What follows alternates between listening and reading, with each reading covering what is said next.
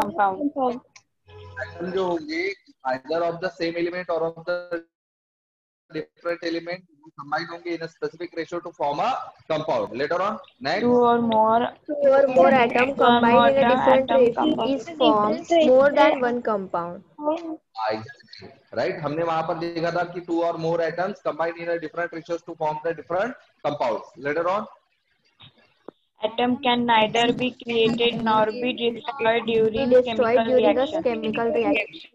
that can neither be created nor be destroyed during a chemical reactions. Okay, and finally और कोई था क्या? मेरे ख्याल से इतने थे, right? नहीं सर. इसके बेसिस पर फिर हम लोगों ने जो हमारे लॉज ऑफ केमिकल कॉम्बिनेशंस होते हैं, लॉज ऑफ केमिकल कॉम्बिनेशंस कितने हमारे पास बताइए? 5. लॉज ऑफ केमिकल कॉम्बिनेशन हमारे पास है, कौन कौन से है वो? पहला सबसे Law of conservation of mass. Conservation of mass. Conservation of mass. Second वाला Law of definite proportion.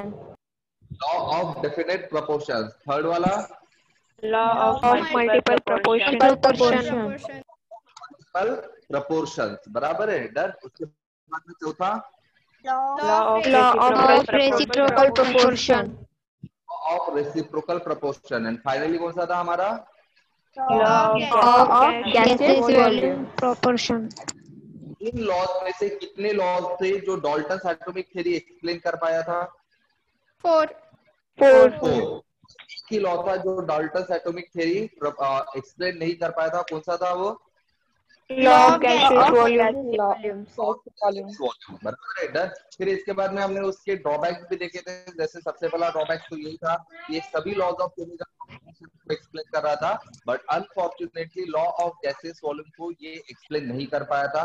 Second इसका हमने ड्रॉबैक क्या देखा था कि इसने बोला था कि एटम डिविजिबल होता है, बट हमें पता है कि एटम ये डिवाइड होता है. किसमें डिवाइड होता है भाई एटम? बताइए. सब एटॉमिक पार्टिकल्स. कौन से पार्टिकल्स आते हैं? Neutrons, protons, and electrons. वगैरह, ये सब एटॉमिक पार्टिकल्स होते हैं. इसके बाद में नेक्स्ट हम लोगों ने क्या देखा था? उसके ड्रॉबैक्स में He couldn't explain why atoms combine होते to form a compound, but कैसे ये वो नहीं बता पाया था. समझ में आ रहा है? हाँ, उसने ये भी बताया था कि भाई एटम जो होते हैं वो क्या, और क्या बताया था? और बताइए, और कौन सा ड्रॉबैक्स थे? couldn't explain why atoms of same elements have same properties. उसने ये तो बताया था कि भाई एटम जो रहेंगे वो सेम प्रॉपर्टी शो करेंगे सेम एलिमेंट के अगर रहेंगे तो, बट क्यों करेंगे ये इसको एक्सप्लेन नहीं कर पाया था. क्लियर है, डन. तो ये सारी चीजें देखी थी जो हमारी रिलेट कर रही थी हमारे किससे? डाल्टन्स एटॉमिक थ्योरी से. अब हमने फिर हमारा नेक्स्ट डिस्कशन स्टार्ट किया था एटम के सेकंड पार्ट से, जिसको हमने कहा था एटॉमिक मास. बराबर है. तो मैंने सबसे पहले आपको बताया था कि भाई एटॉमिक मास क्या होता है. क्या होता है एटॉमिक मास? क्या होता है atomic mass? It is the mass of an atom. फिर हमने देखा था कि भाई एटॉमिक मास जो होता है वो पर्टिकुलरली 2 यूनिट में रिप्रेजेंट किया जाता है. कितने यूनिट में? 2 unit. तो 2 यूनिट मतलब उसमें से पहला एक यूनिट का नाम क्या था? क्या नाम था पहले यूनिट का? AMU. या फिर इसकी जगह एक और यूनिट होता है यू, AMU या सिंपली यू. बराबर है. तो 2 यूनिट में पहला एक AMU या फिर यू है, और दूसरा यूनिट कौन सा होता है? ग्राम. तो भाई ये जो 2 यूनिट है, ये 2 यूनिट का क्या इंपॉर्टेंस है ये हम समझ लेते हैं. मैंने कल भी आपको समझा था, सॉरी कल नहीं, सैटरडे को आपको समझा था कि भाई AMU या फिर यू. देखिए AMU, इसका मैं लॉन्ग फॉर्म बता देता हूँ. AMU का लॉन्ग फॉर्म होता है एटॉमिक मास यूनिट. AMU का लॉन्ग फॉर्म क्या है? Atomic mass unit. Got it? Okay. और U का जो लॉन्ग फॉर्म होता है उसका मीनिंग होता है यूनिफाइड मास. क्या होता है इसका मीनिंग? यूनिफाइड मास. तो AMU और U ये दोनों लगभग सेम ही है. समझ में आ रहा है? AMU और U कोई भी डिफरेंट चीज नहीं है, दोनों सेम ही है. क्लियर है? Is it clear? Yes, sir. हाँ, AMU बोलो या फिर U बोलो, ये सेम ही है. ओके। और AMU का लॉन्ग फॉर्म होता है एटॉमिक मास यूनिट, जबकि U का लॉन्ग फॉर्म होता है यूनिफाइड मास। और सेकंड जो यूनिट हम एटॉमिक मास के लिए यूज करते हैं वो होता है G। G का मतलब होता है ग्राम। Okay done. तो अब सबसे इंपॉर्टेंट सवाल ये है कि भाई मैंने आपको लास्ट टाइम भी बताया था कि AMU या जो U होता है ये किसका मास होता है? It is the mass of one atom. जब मैं AMU लिखता हूँ या फिर क्या लिखता हूँ, U लिखता हूँ, मतलब ये कितने एटम का मास होता है? Mass एटम of का। one atom. लेकिन वही अगर मैंने यूनिट ग्राम लिख लिया, क्या लिख लिया? ग्राम, तो फिर वो कितने एटम्स का मास होता है? Any group of Na atoms. Atoms, मतलब एवोगाड्रोस नंबर ऑफ एटम्स। कितने क्या होता है वो? Avogadro's number of atoms. Got it? समझ में आ रहा है? Na का मतलब क्या होता है? Na का लॉन्ग फॉर्म बताइए क्या होता है? Avogadro number. एवोगाड्रोस नंबर होता है, राइट। और एवोगाड्रोस नंबर कितना होता है? 6.022 टू 10 टू द पावर 23। अबे एक मिनट, यहाँ करेक्शन कर लीजिए। Make a correction here, sorry extremely, मैंने एवोगाड्रोस नंबर ही गलत लिख लिया। ऐसी गलती करेगा तो केमिस्ट्री टीचर बोलने के लायक नहीं रहूंगा यार मैं। तो एवोगाड्रोस नंबर क्या होता है? 6.2 into the power 23। याद कर लो कितना होता है Avogadro's number? 6.022 into 10 raised to power 23. 6.022 into 10 to the power 23। ये क्या है? Avogadro's number. Avogadro's number. Avogadro's number का शॉर्ट फॉर्म क्या लिखते हैं हम? Na. Na की वैल्यू क्या होती है? 6.022 into 10 raised to power 23. Into 10 to the power 23। ये जो होती है ये क्या होती है? वैल्यू होती है किसकी? एवोगाड्रोस नंबर की। क्लियर है? Is it clear? Yes, sir. हाँ, तो ध्यान में रखना, Yes, sir. अगर यूनिट में ब्लर दिख रहा, सर ब्लर दिख रहा। हाँ सर, क्लियर है। थोड़ा सा फोकस आ जाएगा। हाँ, तो ध्यान दीजिए, अगर मैंने मास लिखते टाइम यूनिट AMU या फिर दूसरा कौन सा होता है AMU से रिसेंबल करने वाला? ओके। AMU का लॉन्ग फॉर्म क्या बताया था मैंने? Atomic mass unit. और U का लॉन्ग फॉर्म क्या बताया था मैंने? Unified mass. यूनिफाइड मास। तो अगर मैं यूनिट में AMU या फिर U लिखता हूँ, इसका मतलब it is the mass of One atom. One atom. Very good. अगर मैं यूनिट ग्राम लिखता हूँ तो it is the mass of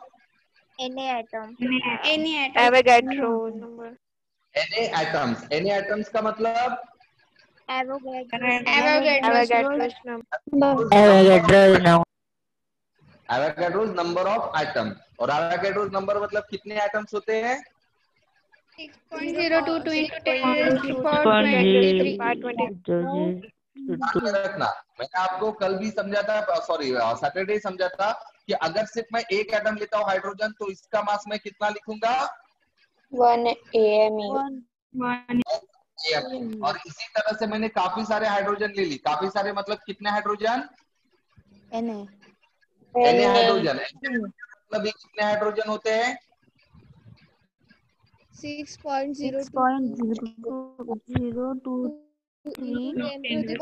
the power 23। कितने एटम्स लिए हुए? 6.022 into 10 to the power 23 atoms अगर मैं लेता हूँ हाइड्रोजन के, तो फिर उसका मास मैं क्या लिखूंगा? 1 ग्राम। क्या लिखूंगा? 1 gram. ओके। अब इसी तरह से मुझे बताइए ऑक्सीजन का मास कितना होता है? ऑक्सीजन का मास 16. ऑक्सीजन का मास कितना हो रहा है? 16। हाँ, अब ये पता है। अब कंसीडर कीजिए कि मैंने अगर लिखा 16 ग्राम, तो 16 ग्राम अगर मैं लिख रहा हूँ इसका मतलब it is the mass of 1 atom. 1 atom होता है। ग्राम लिखा Na atom. एटम्स का मास होता है, it is the mass of Na atoms of oxygen, atoms. बराबर है। और Na एटम्स मतलब ही कितना होता है? 6.022 into 10 to the power 23. 23 atoms होता है, ठीक है। लेकिन अब मैं आप लोग को पूछता हूं कि what is the mass of one nitrogen atom. बताइए, mass of one nitrogen atom कितना होता है? 14. कितना? नाइट्रोजन का मास कितना होता है? 14. 14। नाइट्रोजन का मास कितना होता है? 14। और 14 के आगे क्या लिखूं मैं? 14. ग्राम। ग्राम लिखूं? AMU. AMU sir. लिखा जाएगा, ग्राम गलत हो जाएगा, क्योंकि ग्राम लिखा मतलब वो कितने एटम्स का मास होता है? Na atom. Na atom. Na atoms का होता है। और मैंने कितने एटम का पूछा हुआ है? 1. One atom. का पूछा। एटम के लिए अगर मैं मास लिखना चाहता हूँ तो मुझे ग्राम की जगह क्या यूज करना है? AMU. या फिर समझ में आ रहा है? हाँ सर। पक्का? हाँ सर. ओके। यहाँ पर बिल्कुल भी कंफ्यूज मत हो, हाँ, ठीक है। AMU, ग्राम, Na एटम, एक एटम, किसी में भी कंफ्यूज होने की जरूरत नहीं है, ठीक है। तो जरा सा हम इसको फास्टली एक बार फटाफट और आइडियाज क्लियर कर लेते हैं ग्राम और AMU को लेकर, फिर इसके आगे मैं आपको नेक्स्ट टॉपिक पढ़ाता हूँ, ठीक है। तो मेरे क्वेश्चन अच्छे से सुन लो और उसके जवाब बराबर दे दो मुझे, ठीक है। सबसे पहले मुझे बताइए, आप लोगों को एटॉमिक नंबर पता है ना? हाँ सर. नंबर तो चलो सबसे पहले ना मुझे पहले 30 एलिमेंट्स के एटॉमिक नंबर, मतलब एलिमेंट के साथ एटॉमिक नंबर के हिसाब से एलिमेंट्स के नाम बताओ। चलो सबसे पहला हाइड्रोजन. फर्स्ट इसका हाइड्रोजन, बराबर है। इसका एटॉमिक नंबर कितना होता है? 1। Then Helium. Lithium. Lithium. Lithium. Then next Beryllium. Boron. Boron. Carbon. Nitrogen. Oxygen. Oxygen, Fluorine. Chlorine, Neon. Neon. Sodium. Sodium. Magnesium.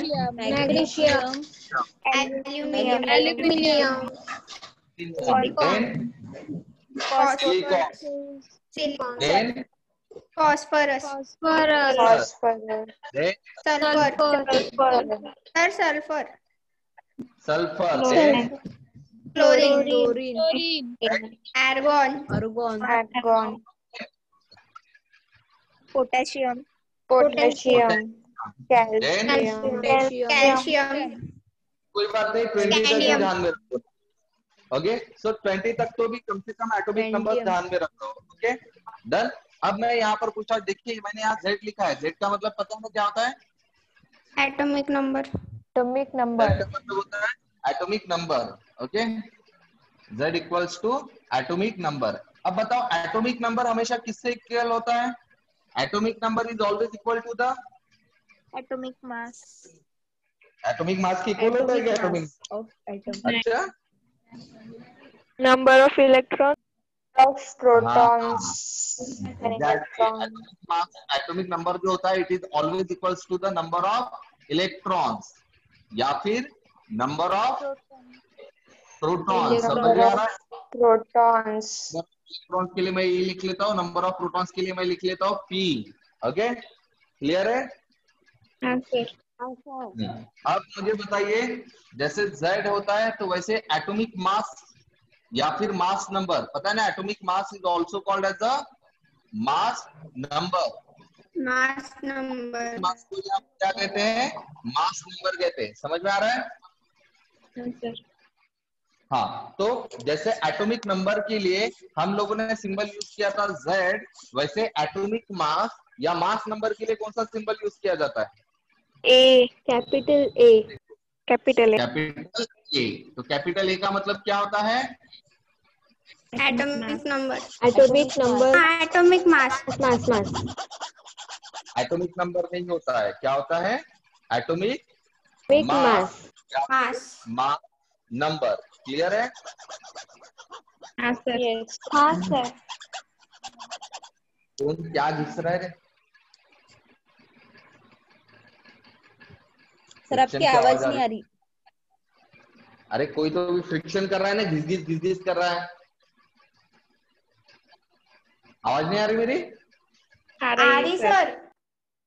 Okay fine. तो सर, अब अभी आ ध्यान रही। दीजिए, जैसे हमने कहा था कि atomic number is always equal to the number of electrons और नंबर ऑफ प्रोटॉन्स, बराबर है? वैसे एटॉमिक मास नंबर या atomic mass is always equals to what? total number of proton plus total number of electron. number It of is always proton equals plus to the number of neutrons, plus number of neutrons. तो actually number जो होता है वो मास होता है, ठीक है? But अभी हम नंबर ही कंसीडर कर लेते हैं, number of protons plus number of neutrons. ध्यान में आ रहा है? मैं क्या बोल रहा हूँ दिमाग में डालिए, ये नंबर नहीं होता है, ये एक्चुअल में mass of protons plus mass of neutrons होता है, बट राइट नाउ मैं इसको नंबर बोल रहा हूँ। क्लियर है? हाँ सर। हाँ सर, हाँ, ठीक है। अब नंबर ऑफ प्रोटॉन्स का जैसे सिंबलिकली अगर मैं लिखता हूं तो प्रोटॉन्स का सिंबल क्या होता है? P, और न्यूट्रॉन का सिंबल क्या होता है? N। N। तो ये वाला ध्यान में रखना कि एटॉमिक मास या mass number is always equals to P plus N। समझ में आ रहा है? हाँ सर। ओके। और Z का मतलब होता है P और E। समझ में आ रहा है? तो on the basis of this thing now मुझे कुछ चीजें आप लोग को बताना है, ठीक है? Done, right. तो सबसे पहले तो एटॉमिक नंबर तो आप लोगों ने लिख लिया। अब मुझे बताइए नंबर ऑफ प्रोटॉन्स इसमें कितने कितने रहेंगे, बताइए। What is the number of protons will be in each case? बताइए भाई, नंबर ऑफ प्रोटॉन्स कितने रहेंगे? हाइड्रोजन में 1 1, हीलियम में 2 2, इसमें 3 3, इसमें 4 4 5 5 6 6 7 7, 8 8 9 9 10 11 11 12 12 13 चलो लिख लेते फिर, इसको हटा देता हूँ, फिर बाद में देख लेते इसको, ठीक है? पहले हम इसकी बात कर लेते हैं। अब प्रोटॉन्स के बारे में, चलो इलेक्ट्रॉन्स के बारे में जाते हैं। चलो बताओ इलेक्ट्रॉन्स। कितना होगा इलेक्ट्रॉन? दिख रहा सर।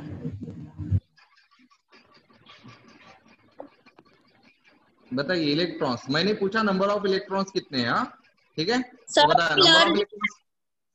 ब्लर दिख रहा सर।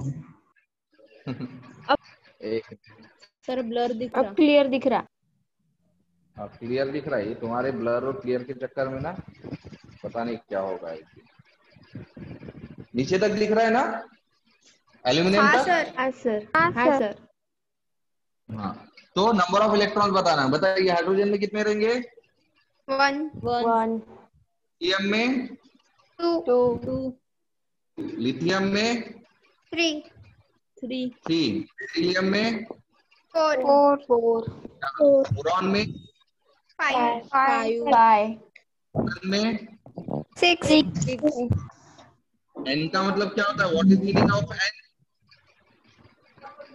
नाइट्रोजन नाइट्रोजन, नाइट्रोजन में कितने 7 then 8 oxygen 8, oxygen, then fluorine, chlorine 9 9, neon neon 10, sodium 11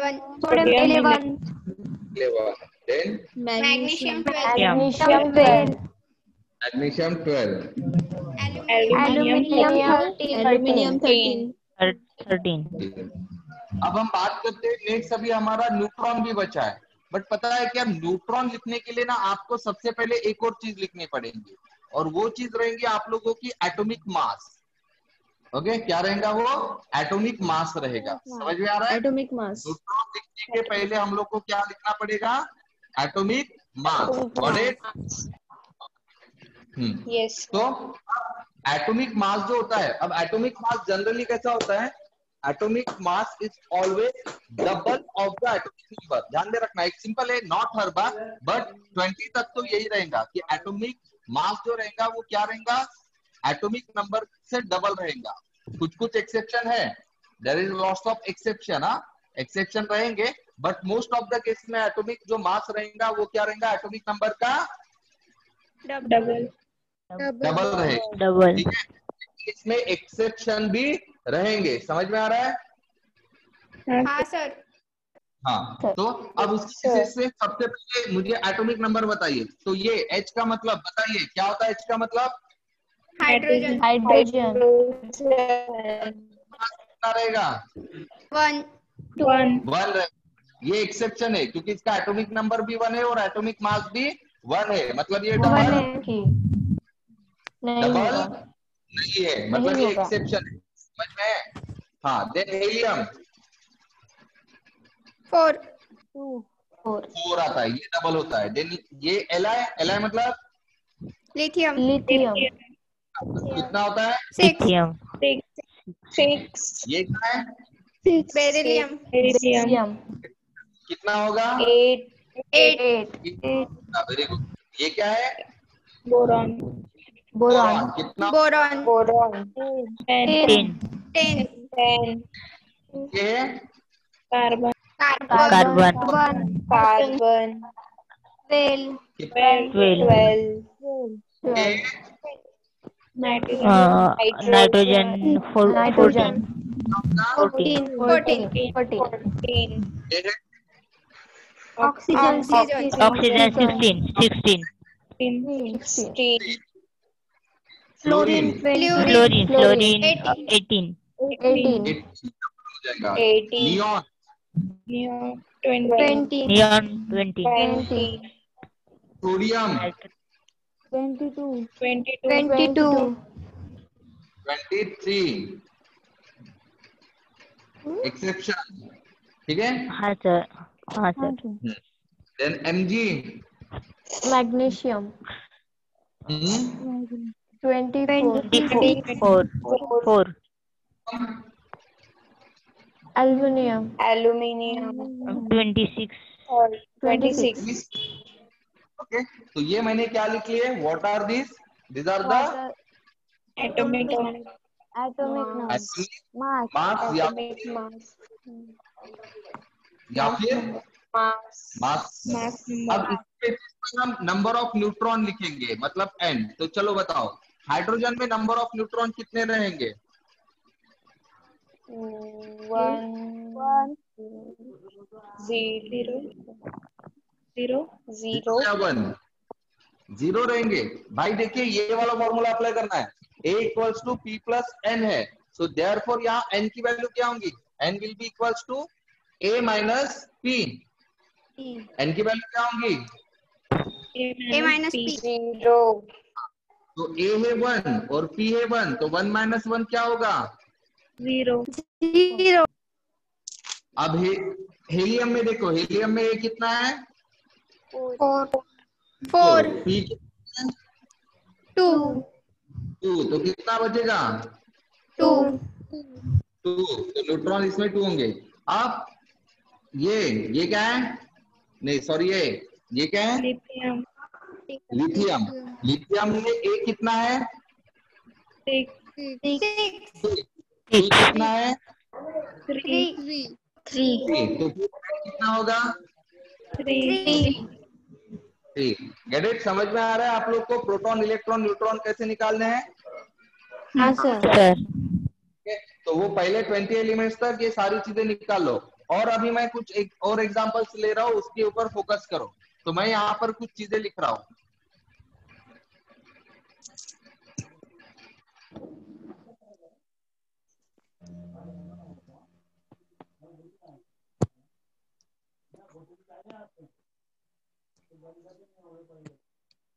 ठीक है, अब इन लोगों के भी ये सारी चीजें बतानी, सारी चीजें मतलब इन लोगों का Z, सर ब्लर दिख रहा है। E, N और A। एक मिनट, हाँ कर रहा हूं। क्लियर दिख रहा सर। अब क्लियर दिख रहा सर। Get it? तो ये वाली सारी चीजें हैं और इन चीजों के लिए भी आप लोग को सेम चीजें निकालनी है। सेम चीजें मतलब Z, P, E, N और A निकालना है। ठीक है, ध्यान में रखना ये एटम नहीं है। Are these atoms? ये एटम से क्या जो मैंने लिखे हैं, ये एटम से क्या? नहीं नहीं सर। नहीं है। तो ये क्या है? अगर ये एटम नहीं तो फिर क्या है? Sir molecule. मॉलिक्यूल है क्या? मॉलिक्यूल से ये सर आयन। आयन है भाई। ये क्या है? These are the ion. Ion. Ion. इनके ऊपर क्या दिख रहे हैं आपको? ये क्या दिख रहा है आपको? चार्जेस। और जब भी एटम के ऊपर चार्ज होता है तो उसको हम क्या कहते हैं? आयन। ठीक है, हाँ। तो चलो अब बताओ Z बताओ इसका। O निगेटिव का Z क्या होगा? Z का मतलब एटॉमिक नंबर। Atomic number 1।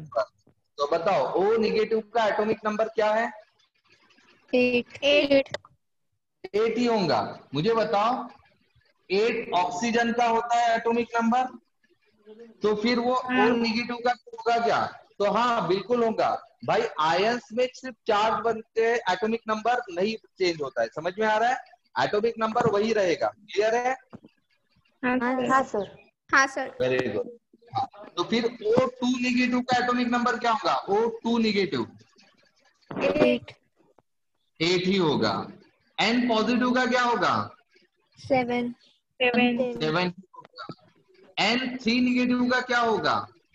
7 होगा। F निगेटिव का क्या होगा? 9 होगा। और Na पॉजिटिव का क्या होगा? 11 मतलब यहाँ पर कहीं पर भी एटॉमिक नंबर चेंज हुआ है क्या चार्ज आने की वजह से? नहीं सर। नहीं होता है। तो ये चीज आपको दिमाग में डाल देंगे। अब हम बात करते हैं प्रोटॉन्स। तो नंबर ऑफ प्रोटॉन्स जो रहेंगे वो कैसे रहेंगे? एटॉमिक नंबर जितना रहेगा उतना ही नंबर ऑफ प्रोटॉन्स रहता है, ये हमको पता है। बराबर है? हाँ। अब मुझे बताओ कोई भी जब आयन तैयार होता है तो आयन क्यों तैयार होता है? बताइए,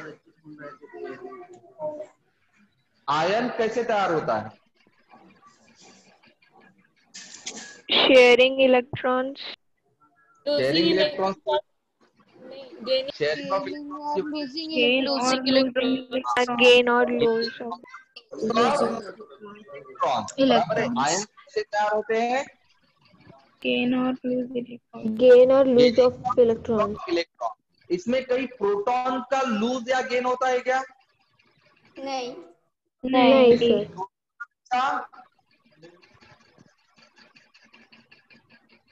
प्रोटॉन हमेशा वैसे रहेंगे, फिक्स रहेंगे। प्रोटॉन हमेशा फिक्स रहेंगे। बदलेंगे क्या? चेंज क्या होंगे? इलेक्ट्रॉन। चेंज होंगे। समझ में आ रहा है? हाँ सर। तो फिर बताओ प्रोटॉन कितने होंगे O निगेटिव में? 8 8 होंगे। 8 ही होंगे। O2 निगेटिव में कितने होंगे? 8 8 ही। N पॉजिटिव में कितने होंगे?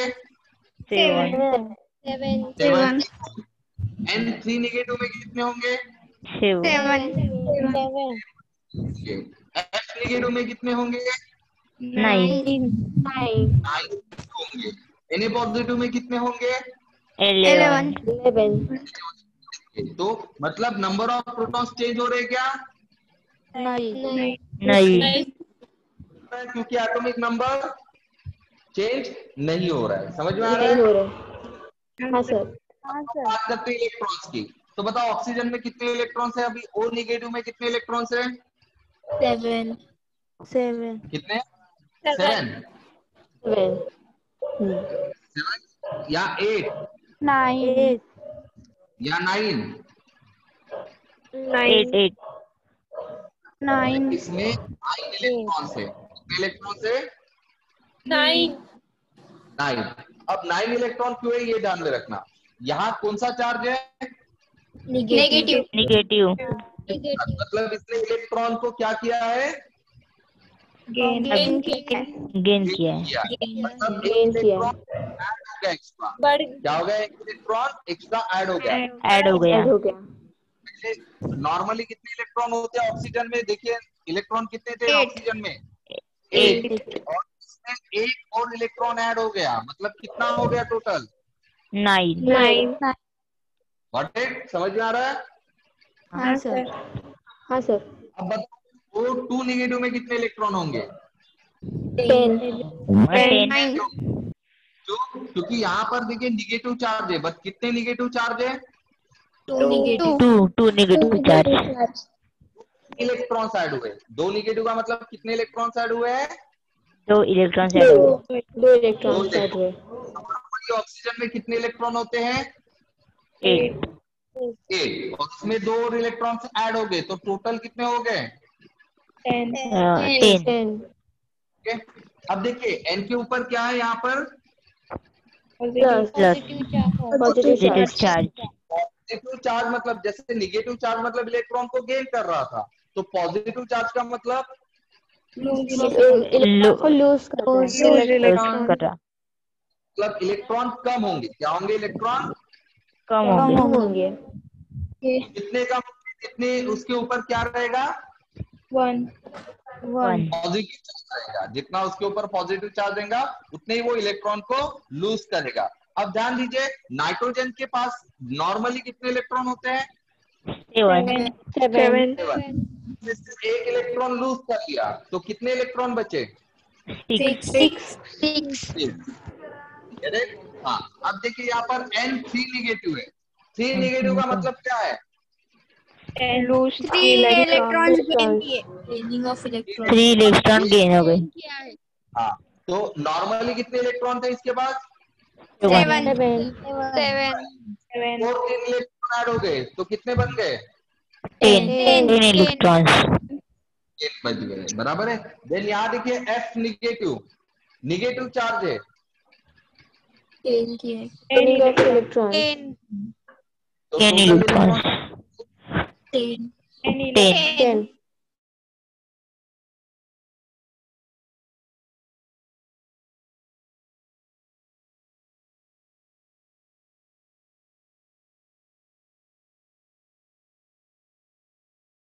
पॉजिटिव मतलब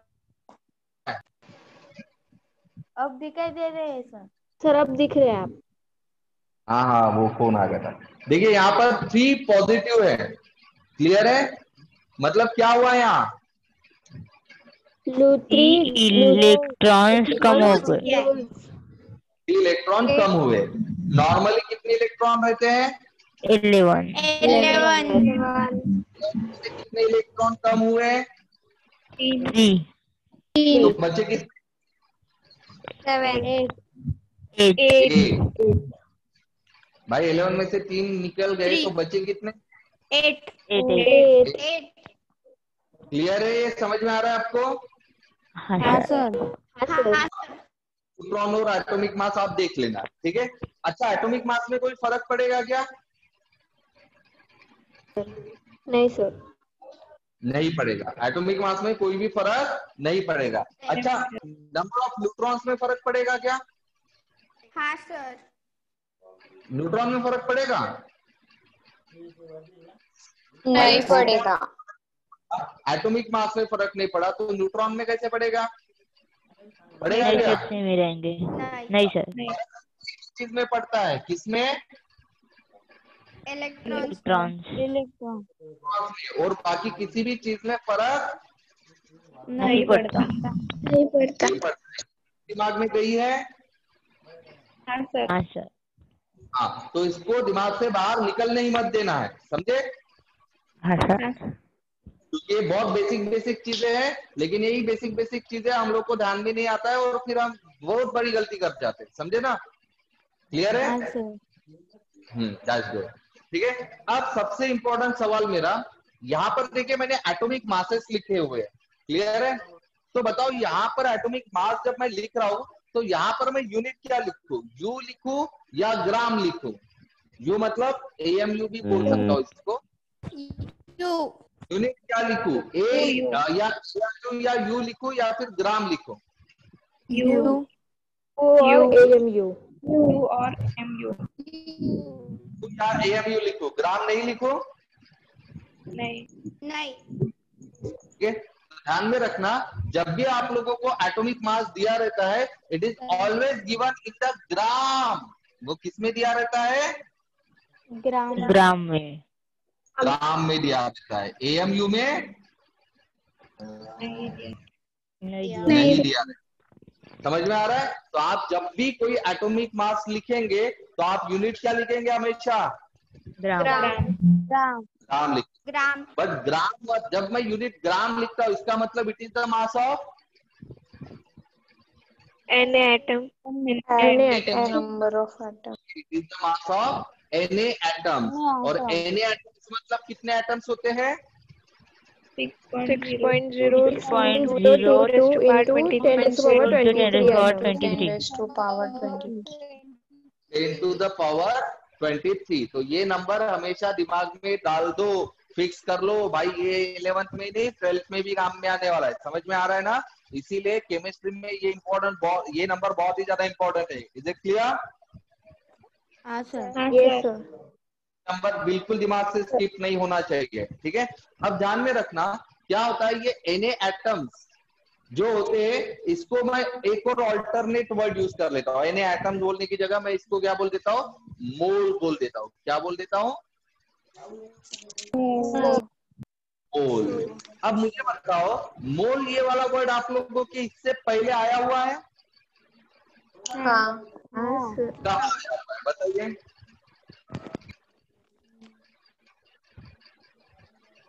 कहाँ आया था?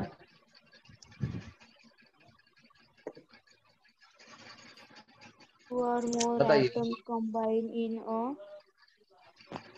हाँ नहीं, हम लोगों ने पढ़े हुए टॉपिक्स में कहीं आया है क्या मोल ये वर्ड?